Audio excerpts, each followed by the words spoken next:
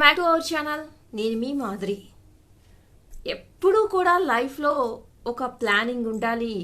ప్రతి విషయానికి ఒక ప్లానింగ్లో కనుక మనం వెళ్ళామంటే అది చాలా పర్ఫెక్ట్గా జరుగుతుంది అని చెప్పేసి మనం చెప్తూ ఉంటాము.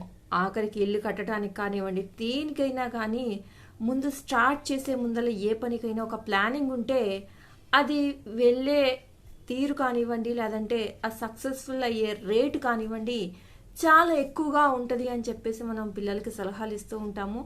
మ్యాక్సిమం లైఫ్లో కూడా ఫాలో అవుతాం అనమాట. అంటే రేపు ఒక ఫెస్టివల్ వస్తుంది అంటే కూడా ఈ రోజే ఏమేమి చేసుకోవాలి, వాటి ప్రిపరేషన్స్ ఏమన్నా ఉన్నాయా అనేది కూడా ముందే మనం చూసి పెట్టుకుంటాం.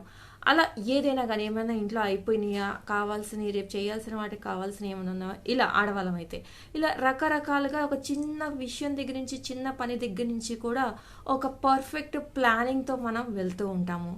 మరి లైఫ్లో ప్రతిసారి కూడా ఇలా ప్లాన్ వేసుకొని మనము ప్రతి పనిని చేయగలుగుతామా అని అంటే ఏమో చెప్పలేము. లైఫ్లో ఎప్పుడో ఒకసారి కొన్ని సందర్భాలలో అసలు ఒక ప్లానింగే లేకుండా ఇమీడియట్గా అప్పటికప్పుడే డెసిషన్ తీసుకోవాల్సిన సిచ్యువేషన్ కూడా రావచ్చు. మరి అప్పుడు ఏం చేయాలి? మరి ప్లానింగ్ లేనప్పుడు ఏం చేయాలి? ప్లానింగ్ లేనప్పుడు ఏం లేదండి, గట్టిగా స్ట్రాంగ్గా ఒక బ్రీత్ తీసుకొని ఎస్ ఇది నేను చేయగలను, నేను ఏదైతే డిసైడ్ చేసుకొని ముందుకు వెళ్ళాలి అని అనుకుంటున్నానో అది కరెక్ట్గానే ఉంటుంది అనే ఒక పాజిటివ్ దృక్పథంతో, ఒక ట్రస్ట్తో, అంటే మనం చేసే పని మీద మనం ఒక నమ్మకం ఉంచి ఏం జరుగుతుందో చూద్దాం, ఏం జరిగితే అది జరుగుతుంది అని చెప్పేసి ముందుకు వెళ్ళడమే అనమాట లైఫ్. ఎందుకంటే ఇంకా అక్కడ సిచ్యువేషన్ లేదండి. అంటే మనం ఒక ప్లాన్ చేసుకొని వస్తాం, ఆగండి ఒక అరగంట టైం ఏంటి మేము ప్లాన్ చేసుకొని వస్తాం అనేది లేదు.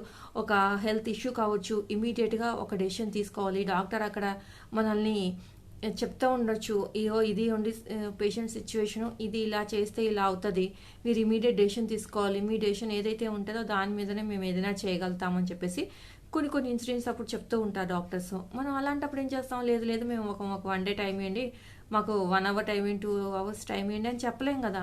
అక్కడ లైఫ్ అండ్ డెత్ సమస్య. అలాగే ఒక బేబీని క్యారీ చేస్తున్న మదర్ కానివ్వచ్చు, ఇలాంటి సిచ్యువేషన్లో ఒక డెసిషన్ తీసుకోవాలి. అలాంటప్పుడు కూడా ఎందుకు అంటే ప్రకృతికి విరుద్ధంగా వెళ్ళి కొన్ని విషయాలను మనం ఆపలేము. అలాంటి ఆపలేని వాటికి ఖచ్చితంగా ఎస్ ఏ జరిగితే అది జరిగేది కానివ్వండి అని చెప్పేసి డెసిషన్ తీసుకోవాల్సిన పరిస్థితులు వస్తాయన్నమాట.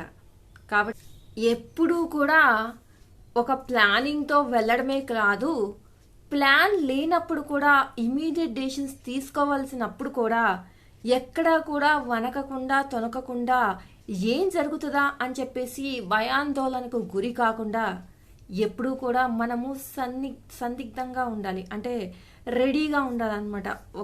ఒకవేళ అలాంటి సిచ్యువేషన్ వచ్చినా కానీ ధైర్యంగా డెసిషన్ తీసుకునేలాగా మిమ్మల్ని మీరు ప్రిపేర్ చేసుకోవాల్సింది కూడా మీ చేతుల్లోనే ఉంటుంది అనమాట. అంటే ఎవ్రీ టైం ఇది సిచ్యువేషన్ వస్తుంది, ఎవ్రీ విషయంలో ఇది ఇలాగే జరుగుతుంది అని కాదు, బట్ లైఫ్లో ఇలాంటి సిచ్యువేషన్స్ కూడా చూస్తామన్నమాట. సో చూసినప్పుడు దానికి కూడా రెడీగా ఉండాలి అని చెప్పడమే నా ముఖ్య ఉద్దేశము. ఇదండి ఈరోజు వీడియో కనుక నచ్చితే లైక్ చేయడం మర్చిపోవద్దు. మరిన్ని ఇలాంటి వీడియోస్ కోసం వెంటనే ఛానల్ సబ్స్క్రైబ్ చేసుకొని పక్కనే ఉన్న బెల్ ఐకాన్ని ప్రెస్ చేసేయండి. అట్లా చేస్తేనే నేను పెట్టే డైలీ నోటిఫికేషన్స్ మీ దాకా వచ్చేస్తాయి.